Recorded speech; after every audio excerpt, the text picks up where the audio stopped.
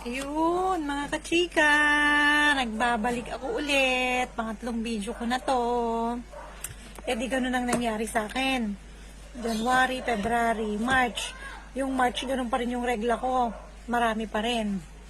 Tapos nakaramdam na ako ng na nahihilo ko. Tapos naglalagas yung buhok ko. Naglalagas na yung buhok ko. Tapos hinihingal ako. Grabe yung hingal ko talaga. Parang sobrang pagod na pagod talaga ako. E di, ignore ko pa rin yun. Uminom lang ako ng ferrosulfate. Tapos umiinom lang ako ng ferrosulfate. Tapos kumakain ako ng gulay. Tapos hindi ako kumakain ng karne. Hindi ako kumakain. Ayaw ko kasi ng karne sa manok. Tapos, di ganun pa rin.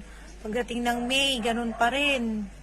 Tapos, nung June na, nagregla na naman ako. Yun, hindi na siya tumigil. Nagtuloy-tuloy na. Dito mawag ako ngayon sa nanay ko at sa kapatid ko. Sabi ng nanay ko, baka menopause na yan.